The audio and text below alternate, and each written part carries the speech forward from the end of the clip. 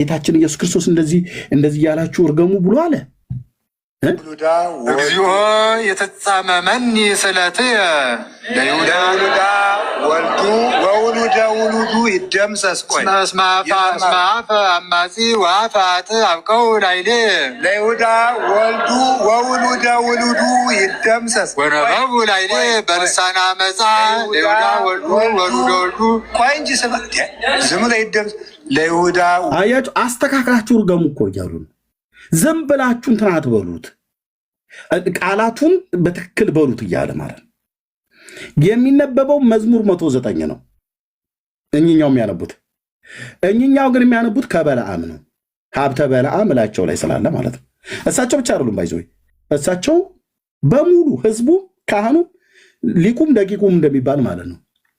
ይሁዳ ወልዱ ውሉዱ ይደምሰስ ይላሉ። የት አሉ የይሁዳ ልጆች? የአስቆሮቱ ይሁዳ ልጆች አሉት ብሏል። የልጅ ልጆቹ ብሏል። አይ እኛ የመንፈስ ልጆቹ ማለት ነው ብለካል። የመንፈስ ልጆቹ የሆኑትን ኢየሱስ ክርስቶስን አምላክ አይደለም ብለው የካዱ ኢየሱስ ክርስቶስን ክደው የሄዱ በዓለማዊ ምኞት፣ በአይን አምሮት፣ በስጋ ፍቃድ ለዚህ ዓለም ተሸንፈው ሸጠውት ጌታን ልክ እንደ አስቆሮቱ ይሁዳ ሸጠውት የሄዱትን በንስሐ ወደ እግዚአብሔር እንዲመለሱ ወንጌል ስበኩ እንጂ ብሎ ያለው እነሱን እርገሟል እንዴ? መሬትን በትር እየቀጠቀጥክ እንደ ጠንቋይ።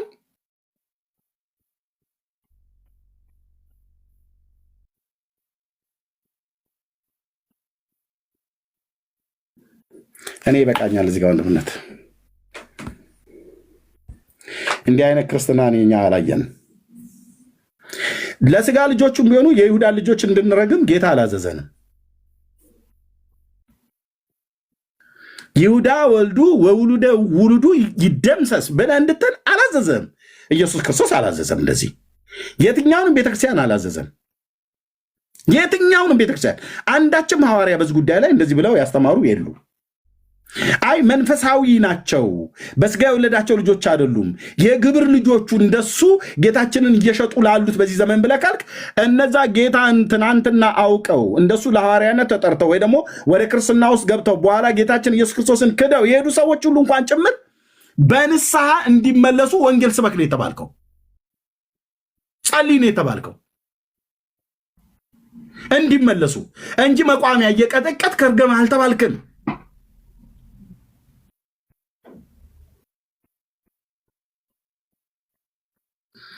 በሙሉ የኦርቶዶክስ ተዋሕዶ ቤተክርስቲያን ምዕመናን ሲራገሙ የሚያድሩበት በዚህ በበዓል በፋሲካ በዓል ተብሎ በሚባለው እርግማን ማለት ነው። ወንድሞች እናቶች፣ ጌታችን እንደዚህ አላዘዘም።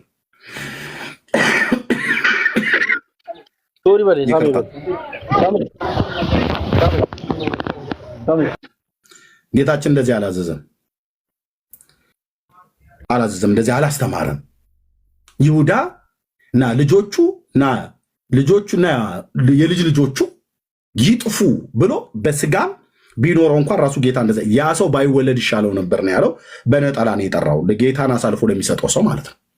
አዎ ልክ ነው፣ ጌታችን ተናግሮታል። ባይወለድ ይሻለው ነበር አለ። አሳልፎ ለሚሰጠኝ ሰው ያ ሰው ኃጢአቱ የባሰ ነው አለ። ልክ ነው። የአስቆሮቱ ይሁዳ ሳይቀጣ አይቀርም በዘላለም እሳት ባህር ማለት ነው። ልክ ነው።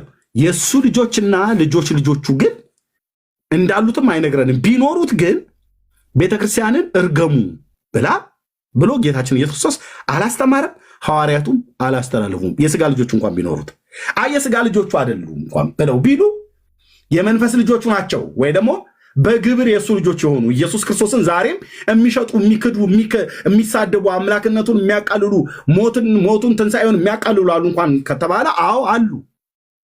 እነሱንስ አንደኛ ማልድላቸው ጸልይላቸው ነው የተባልከው። ሁለተኛስ ወንጌል ነገር ነው የተባልከው እንጂ መቋሚያ እየቀጠቀጥክ እርገም አልተባልክም። አንተ ረከቦት እየደፋ ከሚራገም ቃልቻና ጠንቋይ በፍጹም ለይቻላ። ይሄ መምሬ እንትና ከአንድ ጠንቋይ ጫት እየቃመ ከቱፍታ እየተፋ ሰውን ከሚራገም የአባቴ አምላክ ሽባ ያርግህ እያለ ከሚራገም አንድ ጠንቋይና ቃልቻ ወፋ ከሱ ላይ ይቻላል። አንተ መስቀል ያስክ ጠንቋይ ነህ፣ እሱ ጫት እየቃመ የሚተፋ ጠንቋይ ነው። ሁለታችሁም ትራገማላችሁ፣ የክርስቶስ መንፈስ ውስጣችሁ ስለሌለ ማለት ነው። የክርስቶስ መንፈስ አይራገምም። ወንድሞች ናቶቼ፣ ዘር ትውልድን አይራገምም። በሁለተኛ ደረጃ እነዚህ የሚያነቡት መዝሙር 9 ነው።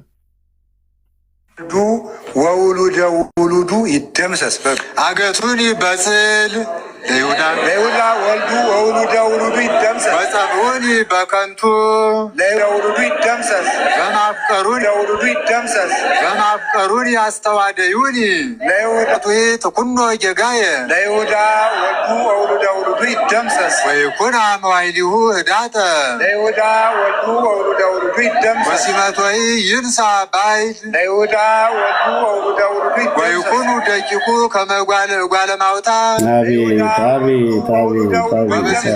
ትኩን መበለተ ለይሁዳ ወልዱ ወውሉደ ውሉዱ ይደምሰስ ታወኩ ደቂቁ ይፍልሱ ያስተፍህሙን ለይሁዳ ወልዱ ወውሉደ ውሉዱ ይደምሰስ ወይስድድጎሙ ማብያቲሆሙ ለይሁዳ ወልዱ ወውሉደ ውሉዱ ይደምሰስ ወይበርብሮ ባለዳ ኩሎ ንዋዮ ለይሁዳ ወልዱ ወውሉደ ውሉዱ ይደምሰስ ወያብልዮ ነኪር ኩሎ ተግባሩ ለይሁዳ ወልዱ ወውሉደ ውሉዱ ይደምሰስ ወይርከብ ዘይረድኦ ለይሁዳ ወልዱ ወውሉደ ውሉዱ ይደምሰስ ይማርጎሙ ለጓለ ማውጣው ለይሁዳ ወልዱ ወውሉደ ውሉዱ ይደምሰስ ይሰረው ደቂቁ ለይሁዳ ወልዱ ወውሉደ ውሉዱ ይደምሰስ። እሳቸው የተጻፈ ነው የሚያነቡት እሳቸውና ሌላው ደግሞ ህዝቡ በሙሉ የበለዓምን እርግማን ባፋቸው ሸምድደው የአምላክ ቃል ላይ ያልተጻፈን ማለት ነው። እሳቸው ከመዝሙር 109 ላይ ነው የሚያነቡት። እሳቸው ግን ያው ሀብተ በለዓም እላቸው ላይ ስላለ ህዝቡን ሙሉ ጭምር ከጳጳሱ ጀምሮ እኮ ነው በሙሉ ከፓትርያርኩ ጀምሮ ቅዱስ ሲኖዶስ የለ ሊቃውንት ጉባኤ የለ በሙሉ ምእመኑ በሙሉ ይደምሰስ ነው። ይደምሰስ። ማን ነው በሉ ያላችሁ?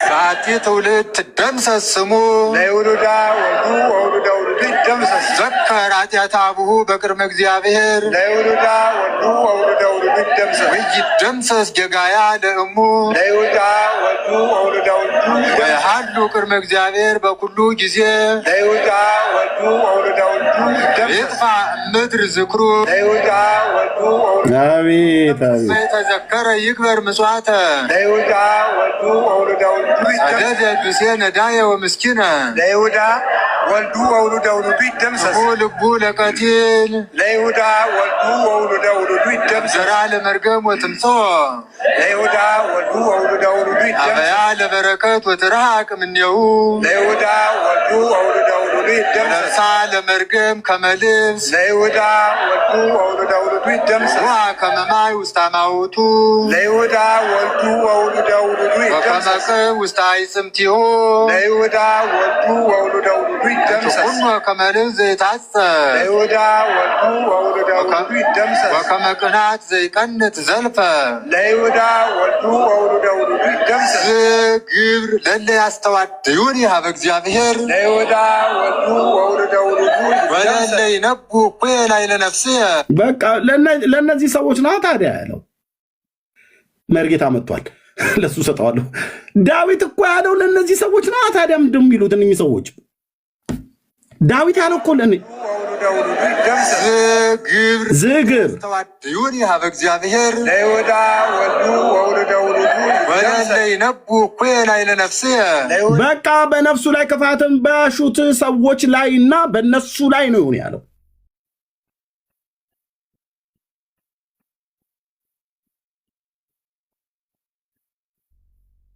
ይሄው የሚራገም ትውልድ ይሄው። ታዲያ አሁን ይሄ የተረገመ ትውልድ አይደል? ለዚህ አባቶች ሁሉ እንኳን የተባሉት ምድሪቱ በእርግማን ውስጥ አይደለች ምን ያለችው? እርስ በርስ እንረጋገማለን። በጸሎት ስም እርግማን ማለት ነው። እመቤቴ ማርያም በጠላትነት የተነሳብኝን አንገቱን ቀጭው፣ ጀርባውን በዩ፣ እግሩን አጣሚው፣ ቆልምሚው፣ ወገቡን ብለሽ ስበሪው፣ ደም ስሩን ዝጊው፣ አይኑን አጥፊው የሚል አይደል የተጻፈው? መጽሐፋችሁ ማለት እኮ ነው። መጽሐፋችሁ ላይ የተጻፈ ደምስሶም ወደ አጽራሪ እያላችሁ ማለት ነው።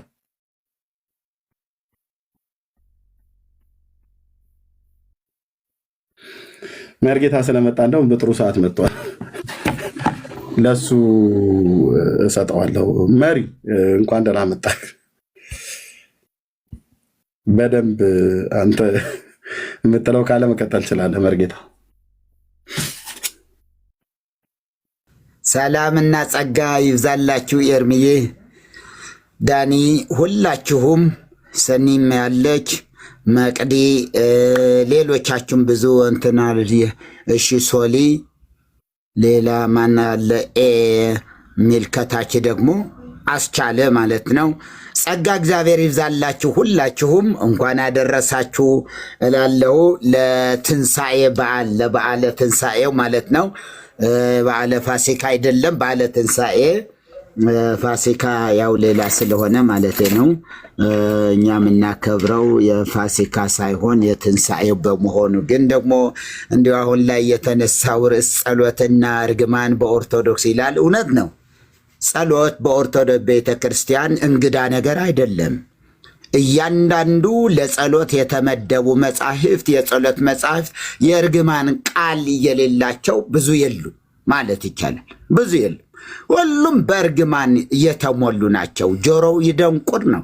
እንዲሁ ታላቁ በየገዳማቱ ይነበባል። በየገዳማቱ በጣም የሚወዱት አባቶች ለጸሎት የሚጠቀሙበት መስተባረረ እንዲሁ ሰዳዴ አጋንንትን የሚያባርር የሚባልለት እነ ሰይፈ መለኮት ሰይፈ ሥላሴ እንኳ በእርግማን የተሞሉ ናቸው። ያው ከዚህ ቀደም ኤርሚ ቤት እንደዚሁ ስንነጋገርበት ነበረ። ዛሬ ላይ ደግሞ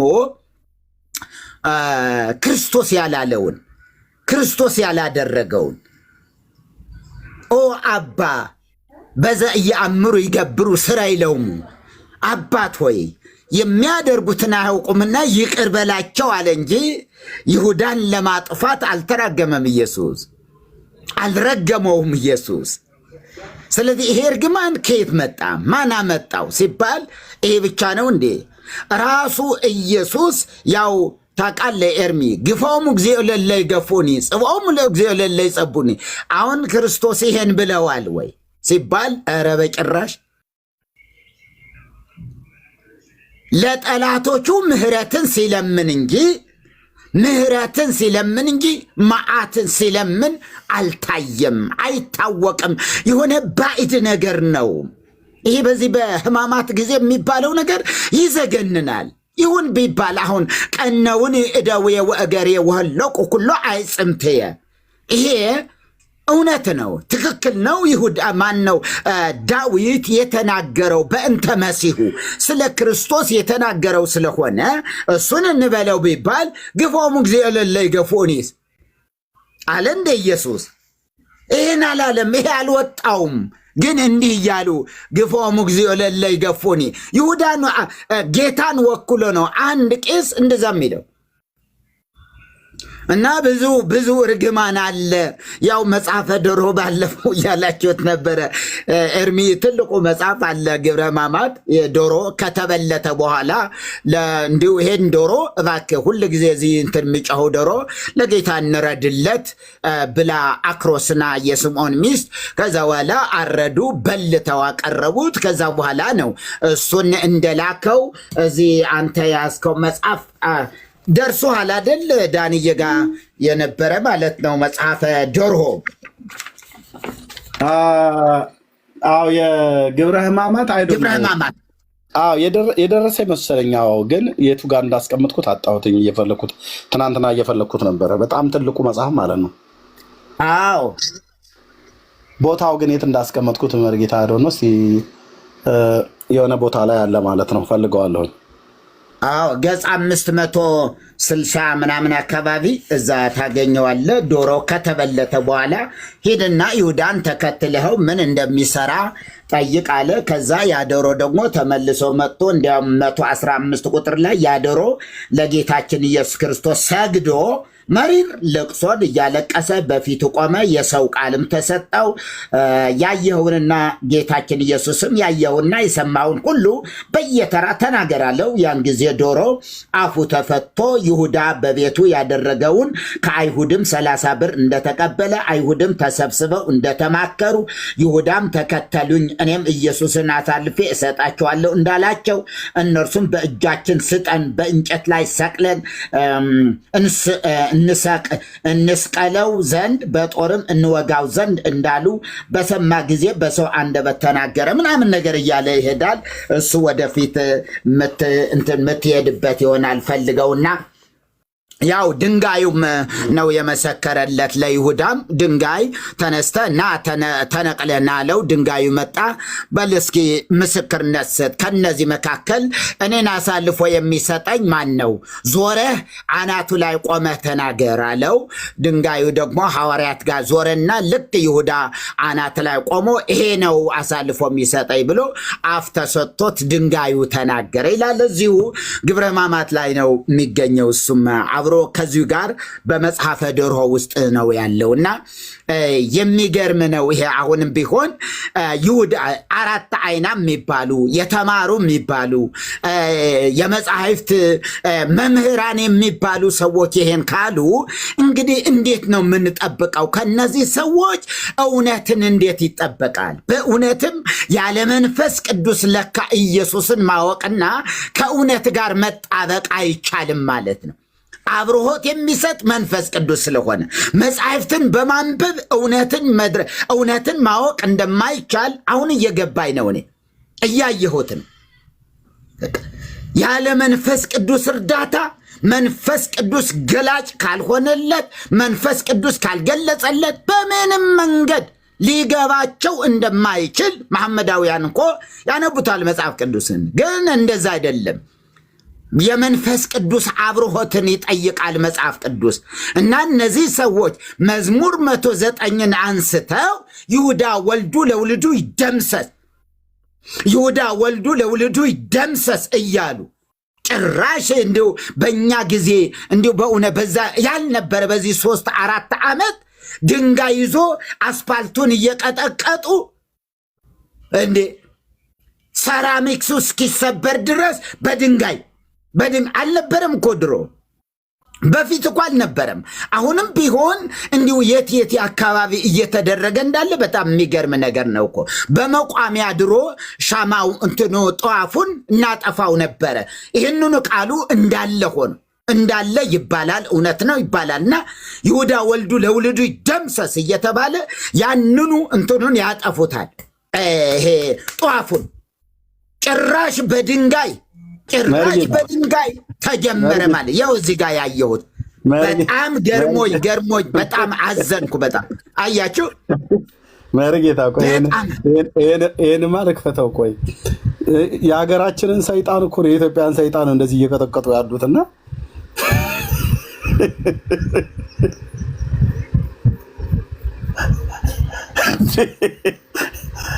ይሄ አሜሪካ በየዓለሙ ላይ ሁሉ የሚሰራውን ሰይጣን ወደ ኢትዮጵያ ልኮ ነው እንደዚህ በዱላ ማስቀጥቀጥ።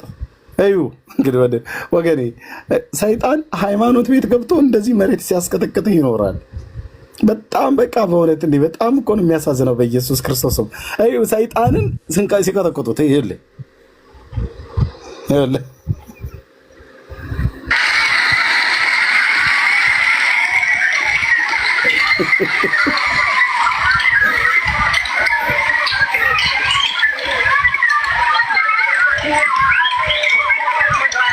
አቤት ጌታ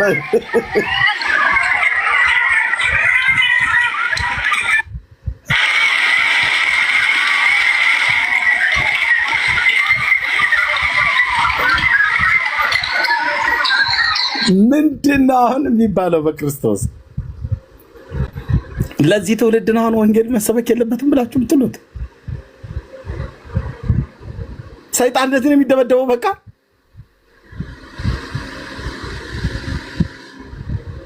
አሁን ሰይጣን ጠግ ላይ ቁጭ ብሎ ሙድ ይዞ ነው የሚስቅባቸው በዘመንኛው ንግግር። በቃ ዛሬ እንግዲህ እንሂድና ኦርቶዶክሳውያን ዛፈን ሲሰሩ እኒ ብለው ሰይጣን ከነግብረ አበሩ ተሰብስቦ የሆነ በአየር ላይ ምን በደመና ላይ ብቻ የሆነ ቦታ ላይ ቁጭ ብሎ ምን ጉድ ነው ብሎ የሚለው ሰይጣን ራሱ ምን ጉድ ናቸው ግን እንዴ አምላካቸው ራሱ እንኳን ያደረገላቸውን አያውቁም። ምን ያውቃሉ ብለህ ነው? እነዚህ እኮ መጽሐፍት አያነቡም። ለዚህ ነው ኤርሚዬ ዳጊ ፌስቡክ ላይ ለቆት ምን እንዳለ ታውቃለህ? እየመቱኝ ነው ብሎ መሬቱ ክስ ማቅረብ አለበት ብሎ ቁጭ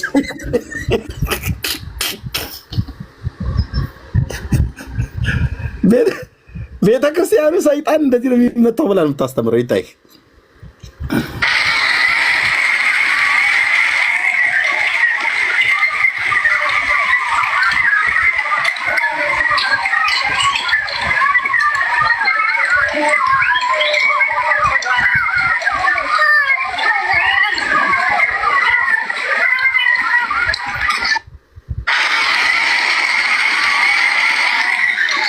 አሁን ይህን ትውልድ አቁመህ ዮሐንስ ወንጌል መጽሐፍ ምዕራፍ 3 ቁጥር 16 ብለህ ይህን ትውልድ ብትነግረው በዚሁ በያዙት በትር አንተው ራስህ ሰይጣን ነህ ብለህ የሚቀጠቅጠው አይመስልህ?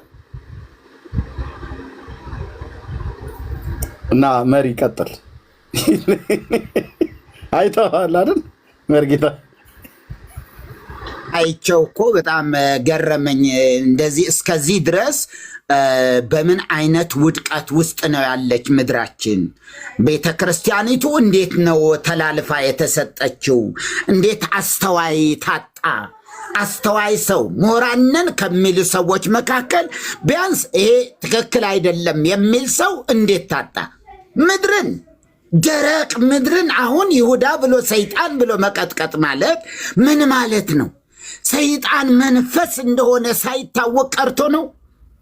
ያ ሳይታወቅ ቀርቶ አይደለም፣ ተላልፎ የመሰጠት ውጤት ነው። ይሄ ተላልፎ የመሰጠት ውጤት ነው። ከዚህ ውጭ ሌላ ሊባል ከቶ አይችልም። ከነ እርግማኑ የሚደረጉ ነገሮች ሁሉ በእውነት የእግዚአብሔር ቃል እውቀት ማጣት ሳይሆን እንዲሁ ያለ መንፈስ ቅዱስ የሚደረግ ነገር ሁሉ እኔ በዚህ ነው የገባኝ። መንፈስ ቅዱስ የሌለበት እውነቱ ይሄ ነው። ወደዚህ ነው ተላለ እስከዚህ ድረስ ነው የሚወድቀው። እስከዚህ ድረስ ነው። አሁን እዛ ጋር ሰንበት ተማሪ ሳይቀር ምን አለኩ ብዙ ምሁራንም አሉ። ግን ሰይጣንን መደብደብ አሁን አስፓልቱን ምኑን ሁሉ መቀጥቀጥ ምን ይባላል? ሰይጣን እዛ ነው እንደ ያለ። ሰይጣን የሰውን አእምሮ ነው የሚይዘው። አእምሮን ነው የሚይዘው። ሰይጣን ቆሻሻ ስፍራ ላይ እንኳ አታገኙትም። ገንዳ ላይ እንኳ አይገኝም። ገንዳ ምን ሊሰራ? ገንዳ ውስጥ ምን ሊያደርግ? ጫካ ውስጥ ምን ሊያደርግ? እና ይሄ በጣም የቤተ ክርስቲያኒቱ ውድቀት ነው። እኔ አንድ ነገር ተናግሬ ልጨርስ። ይሄ የይሁዳ መልእክት በጣም መርጌታ ቆይ መዝሙር 108 በቅንፍ 109 እሱንም እናየዋለን። ጌታችንም ስለ አስቆሮቱ ይሁዳ የተናገረው አለ። ቤተክርስቲያኒቱም ደግሞ ይሁዳና ልጆቹ የልጅ ልጆቹ ይደምሰሱ ብላ የምትለው የስጋ ልጆቹ ነው ወይ? የስጋ ልጆቹ ከሆኑ አሉት ወይ? ካሉትስ አሳልፎ ለሚሰጠኝ ለዚህ ሰው ወየውለት ባይወለድ ይሻለው ነበር ያለው ጌታችን። ካሉትስ ልጆቹ እና የልጅ ልጆቹ ዘሩ ትውልዱ ካለ ለየትኞቹ ሐዋርያትና ለየትኞቹ አብያተ ክርስቲያናት በክርስቶስ ቤተክርስቲያን ታሪክ ውስጥ ለፋሲካ በዓል እንደዚህ የተጠበቀ ማለት ለትንሣኤ በዓል እንደዚህ የተጠበቀ እርግማንን ሀብተ በለዓም ያደረባቸው ሰዎች ሆነው አሁን እንደሚራገሙት ይራገሙ ነበር። እንደዚህ አይነት ትምህርት ቤቱ ጋር ነው የተገኘው። መጽሐፍ ቅዱስ የሚደግፈው ነው ወይ? አይ የስጋ ልጆቹ አይደሉም፣ የስጋ ልጆቹ ሳይሆኑ የግብር ልጆቹ ናቸው ከተባለም ደግሞ የይሁዳ የግብር ልጆች ዛሬም ጌታችን መድኃኒታችን ኢየሱስ ክርስቶስን አሳልፈው የሚሸጡ የሉም ብለን አንልም። አሉ። አምላክነቱን የካዱ አዳኝነቱን የካዱ መድኃኒትነቱን የካዱ በሱ መድኃኒትነት ብቻ ሳይሆን በሌሎች መድኃኒትነት መንግስተ ሰማያት እንገባለን ብሎ የሚል አስተምሮትም ያው ከአስቆሮቱ ይሁዳ የተለየ አይነት አስተምሮ የላቸውም። የእግዚአብሔር ልጅ ቅዱስን ደም ያክፋፉ ማለት ነው። የጸጋው መንፈስ ያክፋፉ የኪዳኑን ደም እንደ ርኩስ ነገር የሚቆጥሩ አሉ። እነሱስ ቢሆኑ እንደዚህ ጠብቀን በየወሩና በየዓመቱ እንድንረግማቸው ነው የሚያዛው ወይስ በእውነተኛ ትምህርትና በእውነተኛ ስብከት በንስሐ ወደ እግዚአብሔር መንግስት እንዲመለሱ ያመኑት ክደውት ከሆነ የካዱትን ጌታ መልሰው እንዲታመኑበት በስብከትና በጸሎት ማገዝ ነው የሚጠበቅብን ወይስ ልጆቻቸውና የልጅ ልጆቻቸው ይጥፉ ብሎ ዳዊት በጠላቶቹ ላይ መልካም ባደረገ ፈንታ ክፉን በመለሱለት ጠላቶቹ ላይ የተናገረውን ቃል ከመዝሙር 108 በቅንፍ 109 ላይ እየጠቀሱ የማይገናኝ ጥቅስን እየጠቀሱ በየመካከሉ እንደ ማስተዛዘል እየተደረገ የሚነገር ንግግር ከየት የመጣ ነው ብሎ የሚል ነው መርጌታ። አይ ቲንክ አባ መላኩ የሚባሉ አባ ብሎ ስለሚል መነኩሴ ይመስሉኛል ባልሳሳት፣ እሳቸውም ስለመጡ ከየት እንደሆነ ይንገሩንና መርጌታ ያወሯቸዋል። አይ ቲንክ አባ መላኩን ከሰማን በኋላ ማለት ነው ከየት እንደሆኑ። እንግዲህ ይቅርታ መነኩሴ ከሆኑ ነው አባ ብሎ የሚለው ለመነኩሴ ነው የሚሰጠውና እንኳን ደህና መጡ አባ መላኩ። መነኩሴ ነዎት? ከይቅርታ ጋር እሺ፣ አልተሳሳትንም ማለት ነው። እንኳን ደህና መጡ። እንኳን ደህና ቆያችሁ።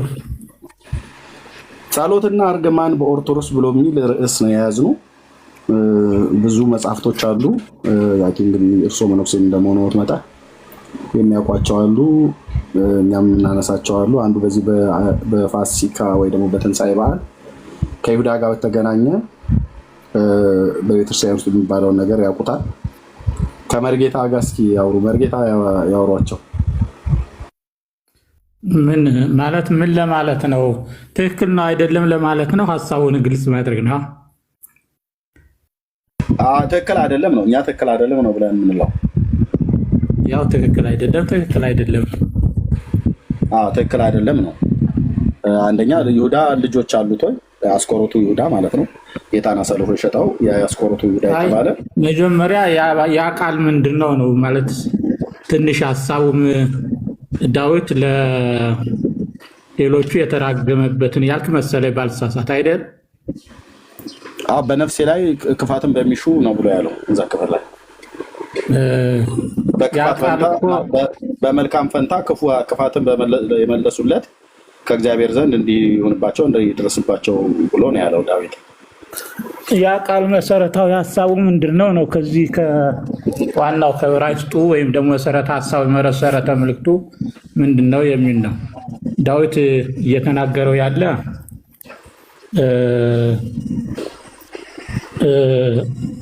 እንዲህ ይሁን ዳዊትን ጠላቶቹ ዳዊትን ምን አሉት ነው እዚያ ላይ ያለው ሀሳብ። ጠላቶቹ ዳዊትን መለሱለት። እስቲ በደንብ ትንሽ የምታናገሩ ከሆነ ልናገራለን። እዚያ ልወጣ ይችላሉ። እየቀደማችሁ እኮ ነው። ዳዊት ያለው እዚያው መሰረተ ሀሳቡ ምንድን ነው? ለምሳሌ በአደባባይ ተረትቶ ይውጣ፣ ሚስቱ መበለት ይሁን፣ ልጆቹ ዳደጎች ይሁኑ እያሉ ይረግሙኛል ነው ሀሳቡ ራሱ። እንዲህ እያሉ ይሰድቡኛል። ከዚያ በኋላ ምን አለ? እነሱ ይራገማሉ፣ አንተ ግን ባርከኝ። ዳዊት እየረገመ ሳይሆን ሌሎቹ የሚረግሙትን እርግማን በዝርዝር ለእግዚአብሔር እያቀረበ ነው ሀሳቡ ማለት ነው። አሁን ግልጽ ነው። እሺ፣ ታዲያ በዚህ ክፍል ላይ ሐዋርያቱ ሹመቱን ሌላ ይውሰድ ብሎ የሚለውን ቃል ጠቅሰው በሐዋርያት ሥራ መጽሐፍ ምዕራፍ 1 ላይ እሱ ሌላ መዝሙር ነው። እሱ ደግሞ ሌላ ነው መዝሙር ያለ። እሱኛው መዝሙር ሌላ ቦታ ነው ያለ። ሁለት ላይ ነው ያለው እሱ መዝሙር። አቆራኛው ግብረ ሐዋርያትን እየውልታይ ከአስቆሮቱ ይሁዳ ጋር ግንኙነት ከሌለው ታዲያ ይሁዳ ወልዱ ብሎ የሚለውን ቃል እርግማን ቃል ለቤተክርስቲያን የምትናገረው ነው ያለ ነው አይደለም። አካሄዱ ትክክል አይደለም እኮ ነው መጀመሪያው ላይ። አይ ምኑን አካሄዱ ትክክል አይደለም? እየነገርኩት አካሄዱ ትክክል አይደለም ነው ብለው የሚሉት። ሹመቱን ሌላ ውሰድ ብሎ የሚለው መዝሙር ሌላ ክፍል ላይ እንዳለ እኔ አውቃለሁ። አዎ ጴጥሮስ የጠቀሰው ክፍልና ጴጥሮስ የጠቀሰው ክፍልና እዚህ ላይ ዳዊት ያለው የተለያዩ ናቸው። ቆይ አንዴ መምህር እየተደማመጥን ከሆነ ጥሩ ነው። ኦኬ የጴጥሮስን ጥቀሰው የሐዋርያቱ ሌላ ምን ቦታ እንዳለ መዝሙር 109 ቁጥር 8 ላይ ዘመኖቹም ጥቂት የሆኑ ሹመቱንም ሌላ ይውሰድ ይላል አይደል? መዝሙር 109 እሱኛው እሺ፣ ያኛው ጴጥሮስ የጠቀሰው ጴጥሮስ የጠቀሰው ማለት ነው። እዚሁ መዝሙር 109 ላይ እኔ በጠቀስኩት ክፍል ማለት ነው። ቃሉ ሌላ ቦታ ያኛው ነው የኛው ነው ያምጡት። እሺ ያኛው ከሆነ እሺ፣ ሌላ ቦታ ላይ ያኛውን የጠቀሰው ሁለቱ የተለያዩ ናቸው። ይሄኛው እሺ ያምጡት፣ ይሄኛው የዳዊት ጠላቶች በእኔ ላይ ይህን ተናገሩ ነው ሀሳቡ በአጠቃላይ። ምክንያቱም 109 ምክንያቱም ከታች ስትወርድ እነሱ ይራገማሉ እንዲህ እያሉ ማለት ነው። ላይ የዘረዘረውን እርግማን በእኔ ላይ ይራገማሉ፣ አንተ ግን ባርክ። እነሱ ይራገማሉ፣ አንተ ባርክ የሚል ቃል ነው። በአጠቃላይ ይዘቱ መቼ እንደገባ ለማወቅ አይቻልም። ይህ እርግማኑ ትክክል ነው የሚለው ሀሳብ ለመውሰድም አይቻልም። መዝሙር 109 ያለው ያው በእንትኑ በግሪከኛው 108 ማለት ነው። በዕብራይስጡ ከሆነ 109 ያለው በግልጥ አስቀምጦታል። ለምን እንደሆነ ሹመቱ ሌላ ይውሰድ ብሎ የሚለውን ሌላኛው መዝሙር ላይ ያለውን ቃል እስኪ ጥቀሱት። ያኛው ደግሞ ከመዝሙረ ለጊዜው እንትን አላከቱም። ያኛው ደግሞ ከሌላ ቦታ ያለ ነው። እስኪ የሐዋርያት ሥራ ሊያቆራኘው ይችላል እንጂ የዚህ የመዝሙር 109 ቁጥር 8 ላይ ያለው ቃል አይደለም እያሉ ነው። ተመሳሳይ ነው። ተመሳሳይ ሐሳብ ነው። ሁለቱ ተመሳሳይ ናቸው። ተመሳሳይ ሐሳብ ከሆነ የሐዋርያት ሥራ መጽሐፍ ምዕራፍ 1 ላይ ቅዱስ ጴጥሮስ የተናገረው ከዚህ ቃል ጋር ተመሳሳይ ስለሆነ ነው ወይስ ይሄ ቃል ቀጥታ ግንኙነት የለውም? ሹመቱን ሌላ ያኛው ተመሳሳይ ጴጥሮስ የጠቀሰው ያኛውን ነው። ይሄኛው ደግሞ የተለያዩ ናቸው ሁለቱ። ኦኬ፣ ይሄኛው ለማን ነው የሚናገረው? ሹመቱን ሌላ ይውሰድ ብሎ ሲል ነው የማንን ነው? አዎ፣ የዳዊት ጠላቶች ዳዊትን እየረገሙት ነው። የዳዊት ጠላቶች የዳዊትን ሹመት ሌላ ሰው እንዲወስደው። አዎ፣ ሹመቱን ሌላ ይወሰደው እንዲሁን እያሉ ምክንያቱም ሀሳቡ ምንድን ነው? እነሱ እንዲህ ብለው ይራገማሉ፣ አንተ ግን ባርከኝ እያለ ነው። በእኔ ላይ ዝግብር በግዙ ዝግብር ላያስተዋደዩን ይህ አሰራር እኔን ከእግዚአብሔር የሚያጣሉ የሚከሱ ሰዎች ነው እየተናገሩት ያለ ነው። ስለዚህ ዳዊት ምንድነው እዚህ ጋር እየተናገሩ ያሉት? ዳዊት ለድሃ አደግ ልጆቹ ምንድነው በባዕድ ያለ ሁሉ ይበርብረው፣ እንግዶችም ድካሙን ይበዝብዙት፣ የሚያግዘውም ማያገኝ፣ ለድሃ አደግ ልጆቹ የሚራራ ይኑር፣ ልጆቹ የሚጥፉ በአንድ ትውልድ ስሙ ይደምሰስ ብለው የሚረግሙት ሌሎች ሰዎች ናቸው ዳዊትን አይደል? አዎ፣ ሌሎች ሰዎች ዳዊትን እየረገሙት ነው። እሺ ጥሩ። ምክንያቱም ሀሳቡ ምን መሰለህ? እነሱ ምንድነው ሙንቱ ይረግሙ አንተ ባረክ፣ እነሱ ይራገማሉ አንተ ባርክ ይላል ዳዊት ራሱ። ደግሞ ማንን የሚረግሙት? ራሱ ዳዊትን አይደል? ራሱ ዳዊትን ነው የሚረግሙት ጠላቶቹ። አዎ፣ ምን ብለው ነው የሚረግሙት? እንግዲህ ምክንያቱ ቁጥር 16 ላይ ምሕረትን ያደርግ ዘንድ አላሰበምና ይላሉ። አዎ፣ ምክንያቱን እየዘረዘሩ ነው። ዳዊት የቱ ጋር ነው ምሕረትን አላደርግም ብሎ ያለው?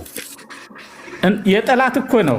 አደረገም አላደረገም ጠላት የሚለው ነው መውሰድ ያለበት እኮ። ውሸታቸውና ታዲያ ውሸት ነው እንጂ ዳዊት ምሕረትን አላደረግም አላለም ማለት እርግማን ነው። እየጠሉት እኮ ነው። እርግማን ይላሉ እኮ ነው። ክስ እኮ ነው የሚከሱት ያለ። ይኸው አላሰበምና ይላል። ምሕረትን ያደርግ ዘንድ አላሰበምና ይላል። አዎ፣ ዳዊት ነው እኮ። ዳዊት ምሕረትን ያደርግ ዘንድ አላሰበምና ብለው ሲሉ ጠላቶቹ በከንቱ ነው እየዋሹበት ያሉት ወይስ በእርግጥ ዳዊት ምሕረት በከንቱ ነው? እሺ፣ በከንቱ እኮ ነው ማለት ረጋ ብላችሁ አዳምጡ። ገደለን ቆይ እርሶም ረጋ ብለው ያዳምጡ። ቀጥሎ የሚመጣውን ጥያቄ ሲመልሱት እናየዋለን። እሺ፣ የተሰበረውንም ሰው ይገድል ዘንድ አሳደደ ይላል። ማንን ነበር የተሰበረውን ሰው ይገድል ዘንድ ያሳደደው? ዳዊት። አጠቃላይ እነዚህ ሁሉ ፈጠራዎች ናቸው፣ በዳዊት ላይ የተፈጠሩ ፈጠራዎች። እሺ፣ መርገምን ወደደ ይላል። ዳዊትስ የት ጋር ነው መርገምን የወደደው? አሁንም ያ ነው። በዳዊት ላይ የተነሱ ጠላቶች ዳዊትን ዝቅ ብለህ ሂድ፣ አሁን ቀጥልታይ ዝቅ ብለህ ቀስ እያልን ነው የምናዘግመው። መርገምን ወደደ፣ ወደ እርሱ መጣች ይላል። ዳዊት ጋር ወደ ዳዊት ጋር መርገም መጣለች። አዎ በላት ሳሚ የተባለው ሰው ዳዊትን በዚህ መልኩ የረገመው እርግማን አለ። ዳዊት እነዚህን አሰባስቦ ነው ጠላቶቹ እንዴት እንደሚረግሙት መርገምን ወደደ በረከትን ጠላ እያሉ እንደሚጠሉት የእነሱ ሐሳብ አጠቃላይ ዳዊት መርገምን ስለወደደ መርገም ወደሱ መጣበት። ጠላቶቹ ዳዊት መርገምን ወዶ ሳይሆን ዳዊት ቆይ እነሱ መርገሙን እያመጡበት ነው። ዳዊት ግን ስለወደደ እያሉ እየረገሙት ነው። ኖ አይደለም። ቆይ መርገምን ወደደ ነው የሚለው። ወዳጁ ማን ነው? ዳዊት ነው። ምንድነው የወደደው? እርግማንን የወደደው። ሳሚን ደግሞ ሲሰድበው እንኳን ተዉት። እግዚአብሔር ምናልባት የእሱን ስድብ አይቶ ይምረኝ እንደሆነ ቁጥር 20 አንስቲ ያነበው ቁጥር 20 አንበው። እንደዛ አይደለም። ቀስ በቀስ ነው የምንሄድበት። ከላይ ጀምረን እንደውም እንመለሳለን። ቆይ ዳዊት መርገምን ወደደ ብለዋል እርሶ ማለት ነው። አሁን እኮ ዳዊት እኮ ይህን እያደረገ ይመልሱልኝ። ዳዊት መርገምን ስለወደደ እነሱ ሳሚን የጠቀሱት ሳሚ የሚባለውን ተሳዳቢ ሰው የጠቀሱት በሱ በኩል እየሰደበው መርገምን ስለወደደ ዳዊት ማነው? ሳሚ ደግሞ መርገሙን ከነዚህ ሰዎች ጋር ሆኖ ወደ ዳዊት እያመጣ ነው። አሁን ምልህን አዳምጥና ኋላ መጨረሻ አይሻልም? ጽድቅን የወደደው ወይስ መርገምን የወደደው? አሁን የዳዊት ጠላቶች ምን አሉ ነው? የዳዊት ጠላቶች ምን የሚበሉ መርገምን ወዷል ወይ? እሱ እኔ መርገምን ወድጃለሁ ብሎ አለ? አልወደደም። ዳዊት መርገምን አልወደደም። ታዲያ መርገምን ወደደ ብለው ያሉት እነማን ናቸው? አሁን እነዚህ ከእግዚአብሔር ጋር ይህ ስራ ከእግዚአብሔር ዘንድ የሚያጣሉኝ ስራውን እኮ ነው። ይህ ሰው እሱ ታች ላይ ነው እኮ ያለው መምህር፣ ከታች ነው ገና ስንደርስበት ነው። አጠቃላይ እነዚህ ሰዎች እውነተኞች አይደሉም። ጠላቶቹ እንደሆኑ ገብቶናል። ዳዊት መርገምን ወዷል? አልወደደም። ወደ እርሱ መጣችሁ ብሎ የሚለው ያልወደዳት መርገምን በሳሚ በኩል ነው ወደ እሱ የመጣችሁ። ዳዊት መረገም የሚገባው አይደለም፣ ግን እየረገሙት ነው። በሚረግሙት ሰዓት ላይ ታዲያ ምን ብለው ሳሚ በሚረግመው ሰዓት ላይ እንደውም ከዚህ ይህንን አንድ ውሻ ምናምን ነገር ብሎ የጦር አለቆቹ የነበሩት ሄደው ሊወድቁበት ሲሉ ተዉት አላለ? እና አሁን እኮ ዳዊት የሚለው ያለ ሳሚን ብቻ አይደለም እኮ ረጋሚዎቹን በሙሉ ነው። ተዉት ብሏል አይደል? አሁን እዛ ጋር ሳሚን ብለው ስለጠቀሱት ዳዊት ተዉት ብሏል አይደል? እንትን ካልሰጠህ ልወጣ ነኝ። ለምን ይወጣሉ? ባፍ ነው ትናገረው። ኮንቨርሴሽን ነው ታዲያ፣ ኮንቨርሴሽን ነው። አሁን ምለውን ስታስጨርስ ነው መናገር ያለብን። የምለውን ስጨርስ አንተ ደግሞ ጥያቄው ሳስጨርስ እኮ እያቋረጥከኝ ነው። ችግር የለም ይቀጥሉ። ሙሉ ሀሳቡን ልናገር። ምንድን ነው የሚጀምረው? አምላኬ ሆይ ምስጋና ያንዝም አትበል ነው። ከዚያ የኃጢአተኞች አፍና የተንኮለኞች አፍ በእኔ ላይ ተላቆብኝና ይላል። አሁን ምን ብለውት ነው እንዲህ የሚለው ነው? በቃ እዚህ ነው መነሻው። አሁን አፋቸውን አላቀውበታል። እነማን? ኃጢአተኞችና ተንኮለኞች። ምን ብለው የሚለውን አሁን ከቁጥር 1 ጀምርና እስከ ቁጥር 18 ድረስ ይሄዳል። ቁጥር 2-3 ጀምሮ እስከ ቁጥር 18 ምን እያሉት እንደሆነ እነማን? ኃጢአተኞቹ ተንኮሎችና ኃጢአተኞች አፋቸውን በላይ አላቀውብኛልና ነው የሚለው ያለ። ምን ብለው አላቀቁ የሚለውን ይህን ዝርዝር በጠቅላላ ዝርዝሩን ይናገራል። ወደ እግዚአብሔር ያቀርባል ዳዊት። የሚሉት እነማን ናቸው ነው ለሚለው የኃጢአተኞች አፍና የተንኮለኞች አፍ በላይ ተላቁ። ከዚያ በኋላ ምን አለ? በነፍሴ ላይ ክፉን በሚናገሩ አንተ ግን አቤቱ ጌታ ሆይ ስለ ስምህ ምሕረትን በእኔ ላይ አድርግ። አሁን ስለ ስምህ ማለት ስለ ማንነትህ፣ እኔ ማንነትህን አከብራለሁ፣ ስምህን አከብራለሁ።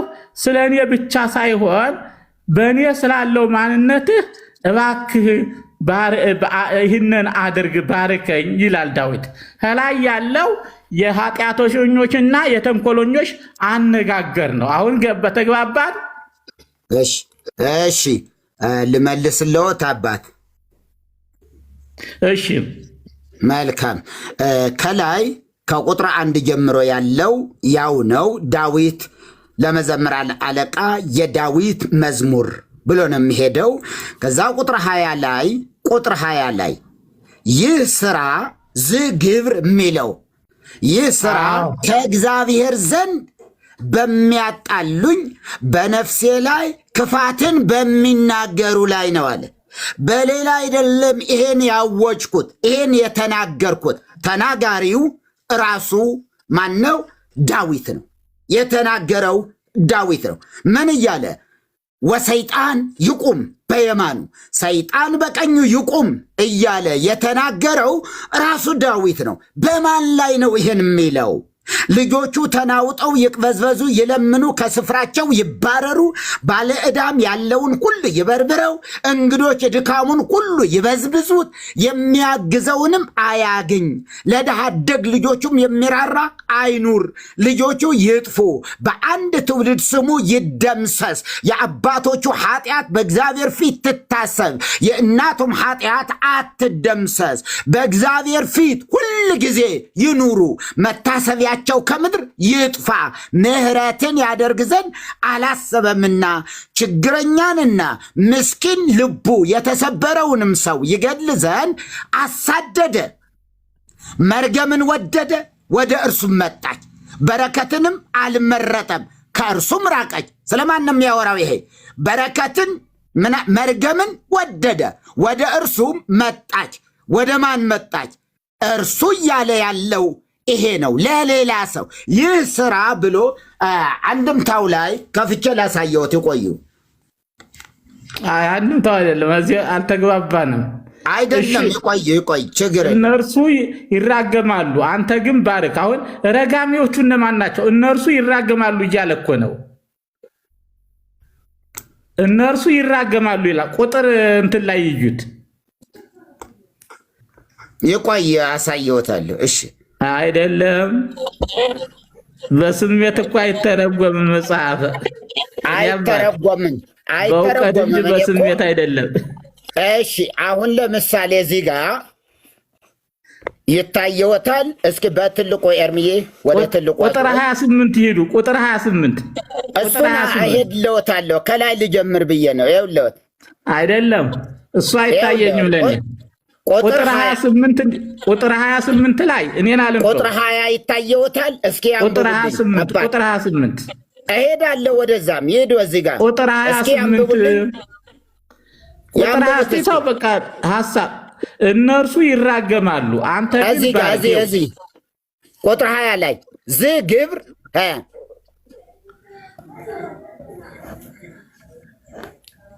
ዝመርገም ሲል ነው ይላል። እንዲያው ዝግብር ለእለ ያስተዋድዩኒ ሀበ እግዚአብሔር አላለ። ያስተዋድዩኒ ግዕዝ አልተማሩም እንዴ? ያስተዋድዩኒ ሀበ እግዚአብሔር አለ። ዝመርገም አለ ሲል ነው። ይህ መርገም እኔን ከእግዚአብሔር ጋር በሚያጣሉኝ በሚያሳጡኝ በጠላቶቼ ይሁንባቸው። ንባቡን ነው መያዝ ያለብን። ዋናው ንባቡን እንያዝ።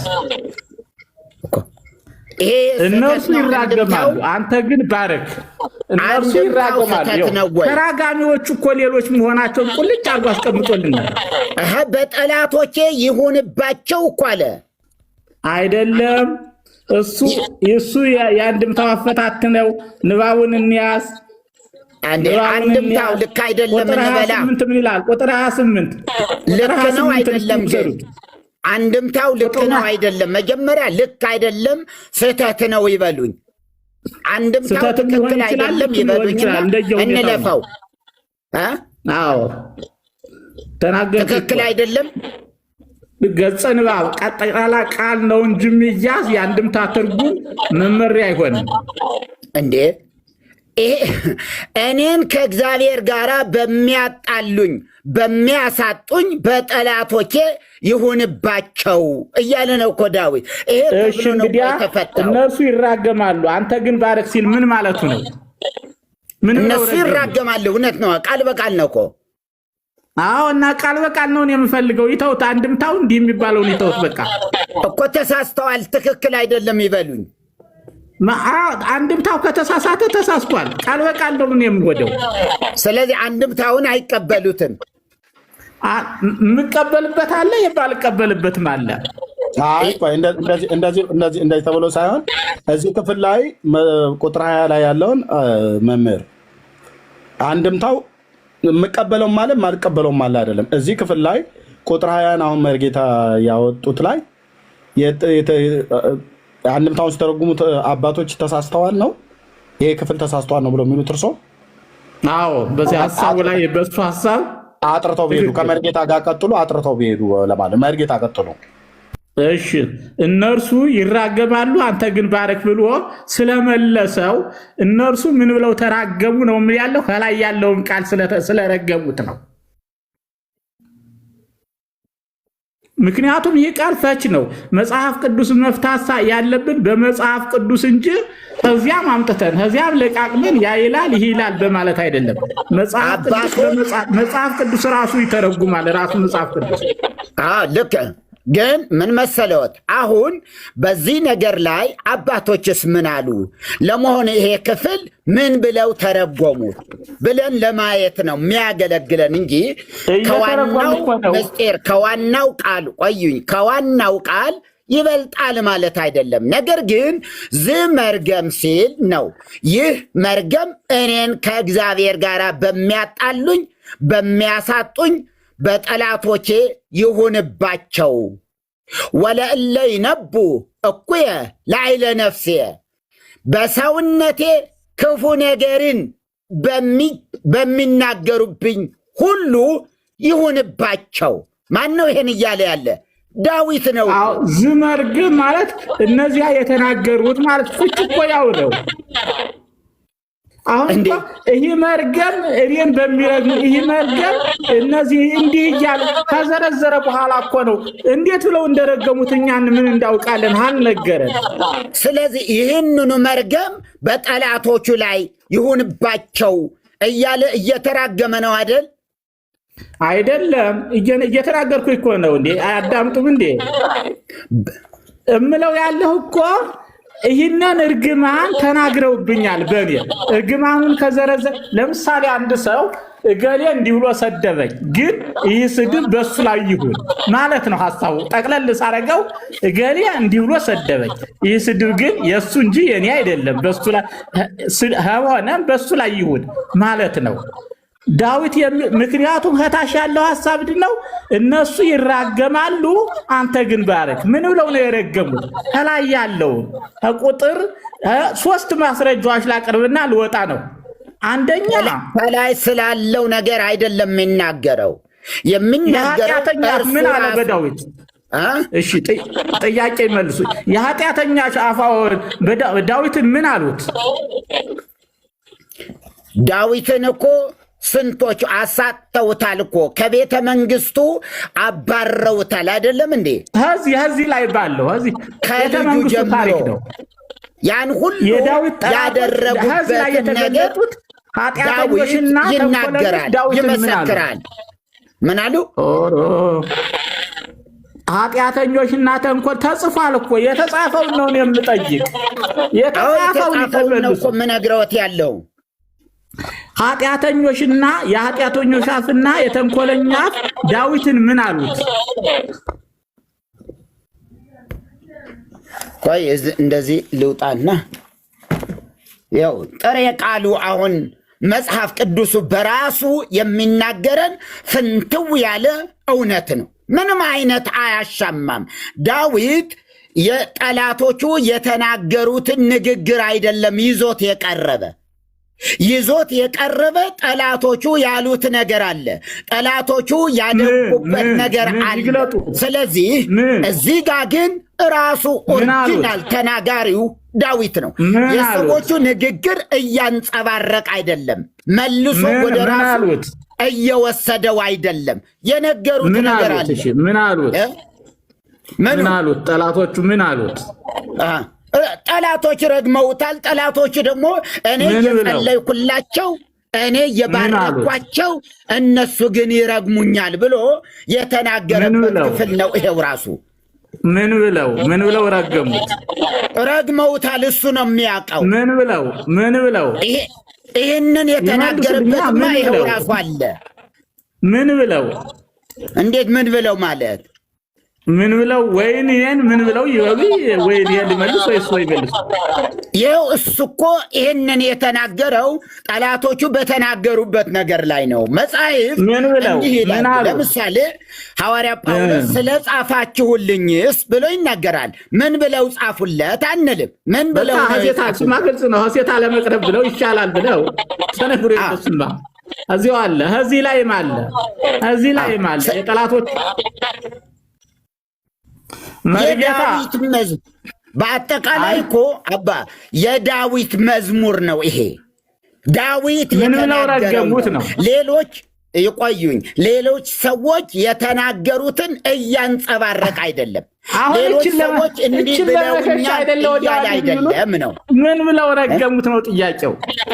ይረገሙት ብሏል። ምን ብለው ረገሙት? አዎ ይራገማሉ፣ ይረግሙታል። እነ ሳሚ ለምሳሌ ሳሚ የሳኦል ዘመድ የሆነው ሳሚ ትቢያ እየነሰነሰ አፈር እየበተነ አንተ የደም መሬት እያለ አንተ የደም ሰው እያለ ይበትንበት ነበር፣ ይረግመው ነበር። ሌላ እንሂድ። በዚህ መሰረትማ ይኸው እኮ ተጻፈ እኮ በግልጽ ነው እኮ የተጻፈ። አይደለም አሉኝ። እሺ በሉ እየወጣሁ ነው እንግዲህ። ለምን ይወጣሉ? አንድምታውን አለመቀበሉ በጣም አድንቄዎታለሁ። የተሳሳተ ትርጉም ነው የነሱ ትርጉም ማለቱ ወጡ እንዴ? እሺ ለሌሎቻችሁ ግን ሳሚ የተባለ ሰው ይረግመው እንደነበረ መጽሐፍ ቅዱስ ያወራል። መጽሐፍ ቅዱስ ይናገራል፣ በስፋት ይናገረዋል።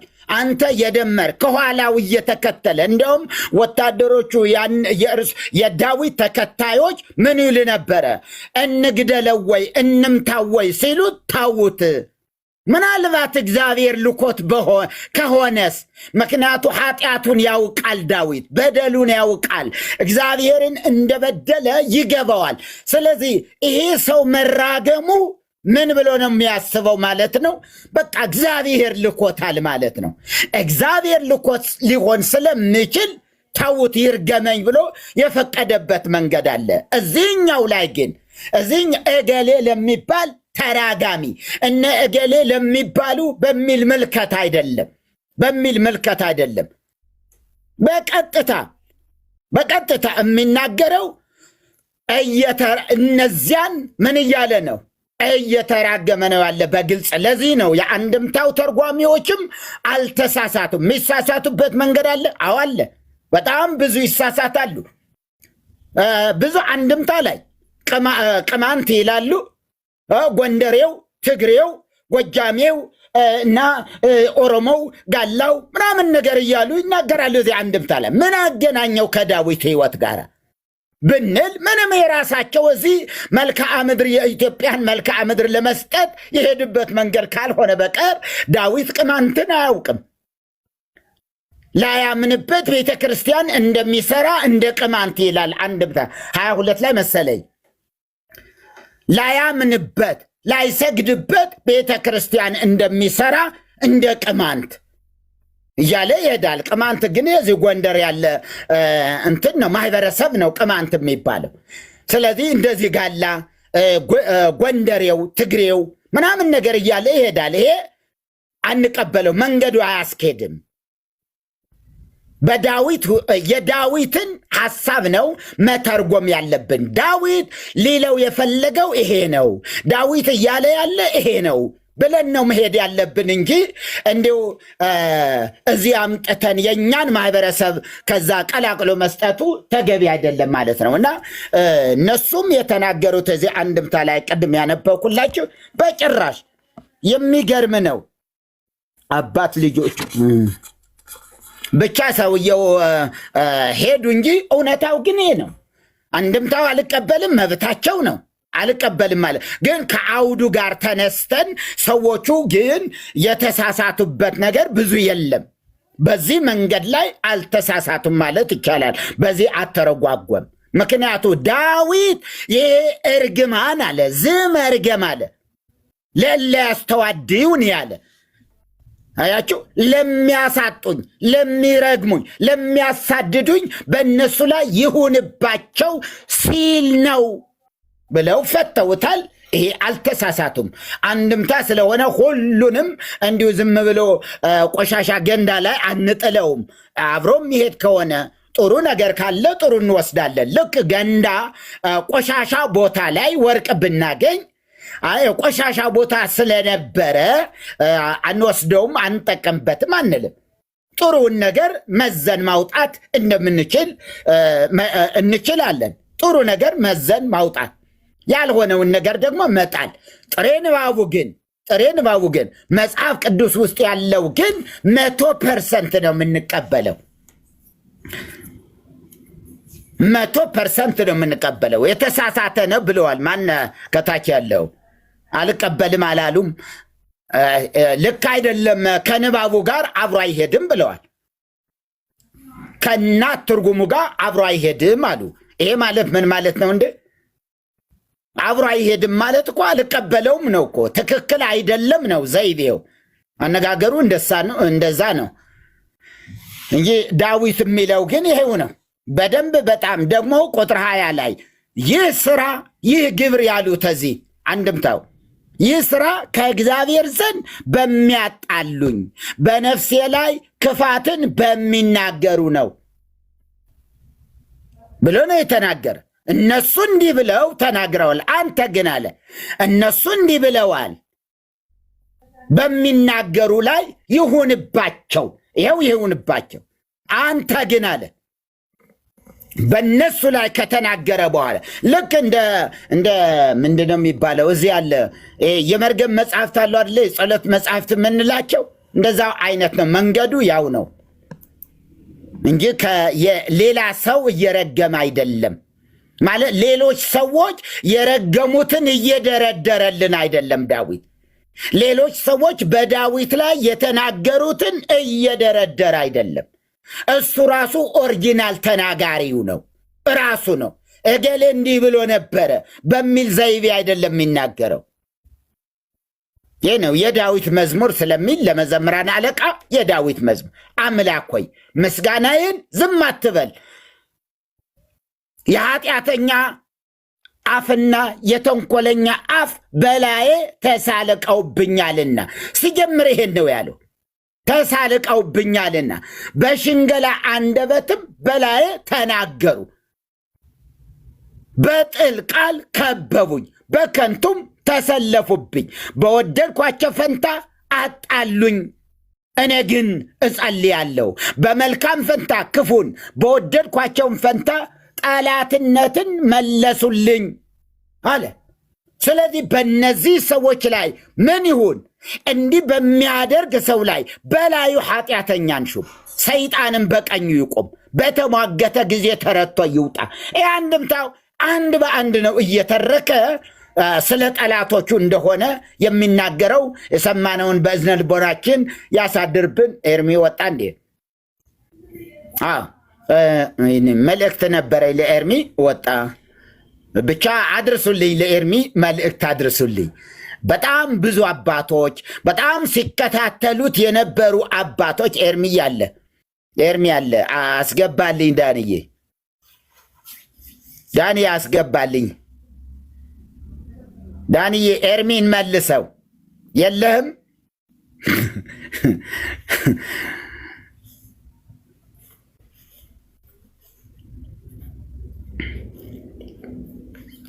ሌሊት ነው ከሱ። እሺ ግን አንዴ እሰይ ኤርሚዬ ጌታ ይባርክህ የኔ ወንድም። በጣም ጀግናው ኤርሚ በጣም ማከብርህ መወድ ወንድሜ።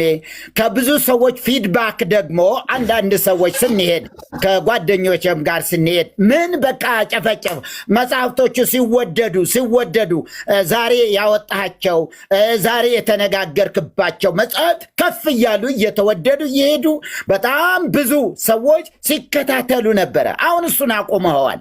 እሱን ትተኸዋል። አሁን በዚህ ምክንያት ሲሰሙ የነበሩ አባቶችም የእውነት ነው ይህ ሰው ምን ሆነ፣ ምን ነካው፣ መካሪ ለምንድን ነው ማትመክሩት የሚሉ የሚያውቁን ሁሉ ለምን አትመክሩትም? በቃ ተዋቸው፣ ሰውን ተው። በቃ የተሰጠ ይሄ አገልግሎት ነው። ይህ አገልግሎት ነው። የሆነ ኤርሚ ብሎ የሚሳደብ ቢኖር ለምሳሌ ማነው አንድ ሰሙ የሚባል አሁን እየተሳደበን ደግሞ ለእሱ መልስ ይዘ እንዳትመጣ አደራ ላለሁ ኤርሚዬ፣ በእግዚአብሔር ፊት እዚህ ባሉ ቅዱሳን ፊት እነግርሃለሁ። አደራ እንዲሁ በእውነት ከሰማኝ ወንድሜ፣ በእውነት ነው ከሰማኝ አደራ፣ በቃ ተዋቸው፣ ተወው። በቃ ያንተ ስራ ከዚህ ቀደም ነግሬሃለሁ። አይጥ ለመግደል ላውንቸር ሽጉጥም እንትንም አያስፈልግም። መጥረጊያ ነው የሚያስፈልገው። መጥረጊያ ነው የሚያስፈልገው። የተሰጠ ጸጋ፣ የተሰጠ ራእይ፣ አገልግሎት አይደለም። የዚያ ሁሉ ገድላቱ ድርሳናቱ የተሰጠህን ወደ ጎን ትተህ ከዚያ በኋላ ያችኛዋን እንትናን በጭራሽ አይመጥንህም። ከአንተ ጋር አብሮ አይሄድም። አንዳንድ ሰዎች መረጃ እያሉ ከዛም አንተን ለማርከስ ካልሆነ በቀር አንተን እዛ ጋር ለማውረድ ካልሆነ በቀር በጭራሽ አይመጥንም። ይሄ ክብርህን በደንብ አድርገህ ጠብቀህ ቀጥል። ገድላቱ እልፍ አእላፍ ገድላት ናቸው በእጆቹ የገቡ። አንድ ገድለ ተክለ ሃይማኖትን እንኳን እንዲሁ 6 ወር ሙሉ ማገልገል እንችላለን። በገድለ ተክለ ሃይማኖት ስህተቱን አንስተን 6 ወር ገና መቼ ተነካ? ገድለ ገብረ መንፈስ ቅዱስ መቼ ተነካ? ገድላቱ መቼ ነካሃቸው? ስለዚህ ወደዛው ተመለስ ወንድሜ፣ በጣም ወደዛ አይዞህ የኔ ወንድም፣ በጣም ይቅርታ አድርግልኝ። በቃ ተዋቸው። ወይዘሮ እንትና ነብይ እንትናም ምናምን ነገር ሁሉንም እርግፍ አድርገህ ተወውና የጥንቱን አገልግሎት ቀጥልበት። በቃ ወደዛ ና ወደዛ። ስለዚህ መልስ እንዳትሰጥ። አሁን ሰሞኑን ያየው ትናንትናም ከትናንትና ነፍሴ እየተጸየፈ እያዘንኩ ነበረ። ደግሞ ምን እያልኩ ነው? እንዲሁ ኤርሚ አሁንም ደግሞ ለዚህ መልስ እሰጣለሁ በራሱ አይመጣም። ግን ሰዎች ይኸው ጉዱን፣ ይኸው የእንትና ጉድ፣ ይኸው የድሮ ያደረገው ይኸው። ኧረ ተወው እሱን እንዴ! በጣም ትልቅ መሳሪያ ነው እኮ የተሰጠ። ትልቅ በምድሪቱ ጨለማ ያለበሰ የምድሪቱን መርገም ልትሰብር እንጂ ግለሰብ ላይ አይደለም። ኤርሚዬ እኔ በጣም ነው ያዘንኩ። መቼም ካንተ በላይ አላቅም። ያለው ራእዩም ድምፅም ትሰማለህ። የመንፈስ ቅዱስን ድምፅ የምትሰማ ወንድም ነህ። ተዋቸው እንዴ ተዋቸው። በቃ እንደዚህ እዚህ የተደበቀ ምስጢር አወጣን። የተደበቀ እዚያው ደብቆ ራሱ ያውራበት። እዛው የሚያዋጣው ከሆነ በዚያው ያውራ፣ እዚያው ይሂድ፣ እዛው የኔ አይደለም በል። አውጣው መጽሐፍቶቹ እቤትህ ያሉ መጽሐፍት ሊነበቡ ሊገለጡ የሚገባቸው እልፍ አእላፍ መጽሐፍት እግዚአብሔር አስረክቧል። በዚያ ጋር ሂድበት ነው የምለው። በጣም እንትን ብያለሁ ዳንዬ፣ በጣም ማከብርህ መወድ ወንድሜ፣ በጣም አከብርሃለሁ ወንድሜ፣ ተባረክልኝ። እና በጣም ሶሪ እንግዲህ ያንተ ጊዜ ነው እንትን ያልኩ። ለኤርሚ ግን በቃ ውስጤ እያዘነ እና እዛ ስንሄድም ቤተ ክህነት ምናምን አካባቢ ምን ሆኖ ነው ይህ ሰው በቃ የተወው እማይል ሰው የለም እንዴ? ምን ሆኖ ነው የተወው ነው የሚልህ እዚህ እንትና ጋ ወይዘሮ እንትና ነብይ እንትና ጋ ማንም አያይም።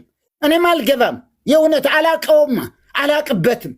ማልገባው ስለማላ ገድል ይዘህ ብትወጣ እገባለሁ፣ ቢያንስ እሞክራለሁ።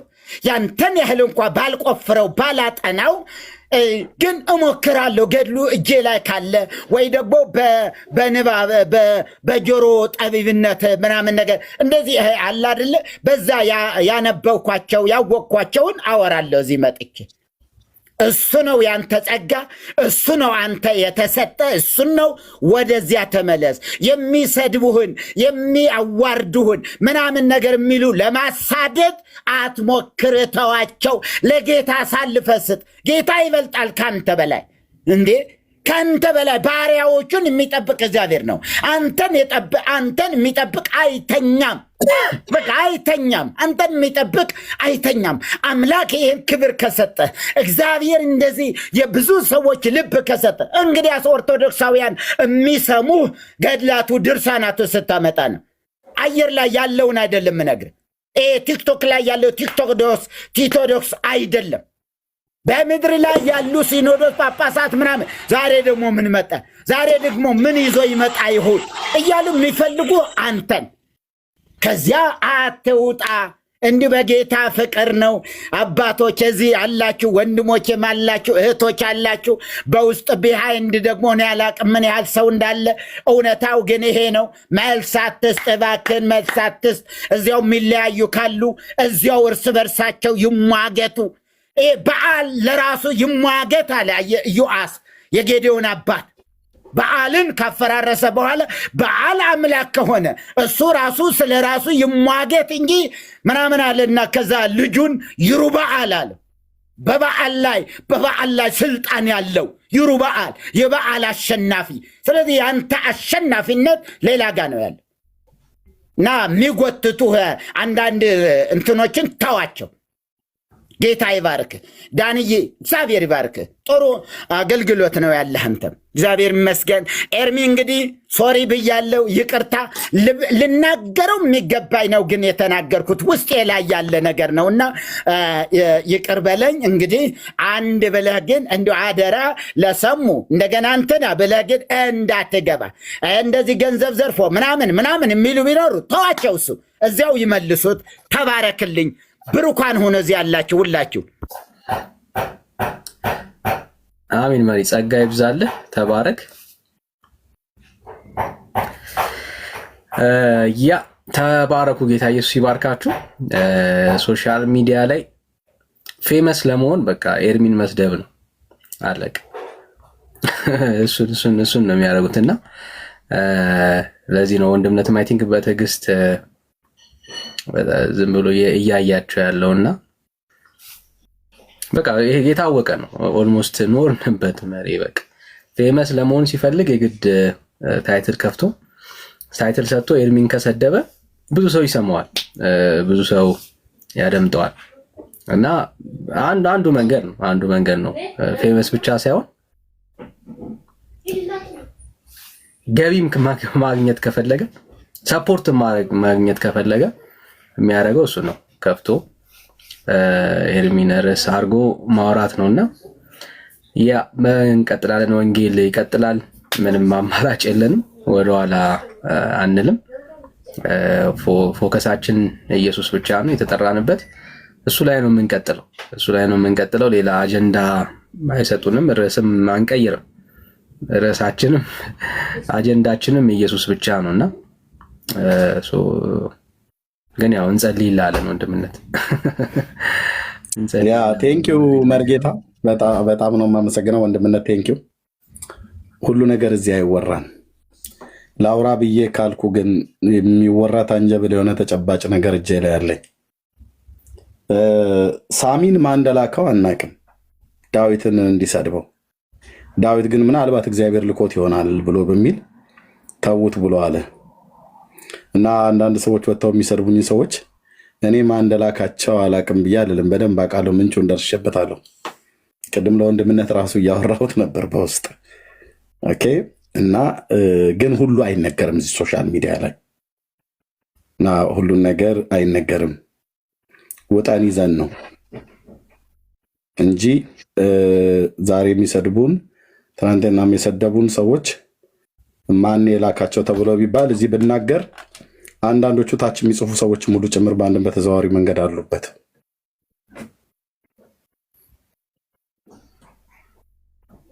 አሉበት እዚሁ ገስት ላይ ይቀመጡ የነበሩ ሰዎች ሁሉ ጭምር ማለት ነው። እና ግድ የለም እና መሪ በውስጥ አወራሃለሁ።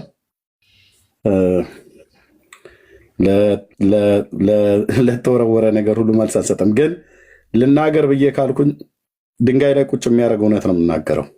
እውነት ነው፣ ስድብ አይደለም የምናገረው፣ እውነት ማለት ነው። ብዙ ሰው በውስጥ ጻድቅ ነው፣ በውጭ ጻድቅ ነው፣ በውስጥ ግን መርዝ ነው። እና ሳሚን ማን እንደላከው አናቅም፣ ግን አሉ ሂዱና ስደቡት ብለው የሚልኩ ሰዎች ግን አሉ። የሚሰድቡኝን ሰዎች ሂዱና ስደቡት ብለው የሚልኩ ሰዎች አሉ። እነዛ ሰዎች ወንድሞችም እህቶችም ናቸው። እነዛ ሰዎችን ደርሼባቸዋለሁ። በጌታ መገለጥ እንደዚሁም በእውነተኛ ወንድሞችን መረጃ ማለት ነው። ስማቸውን ብናገር ጉድ ነው የሚፈላው፣ ግን አላደርገውም።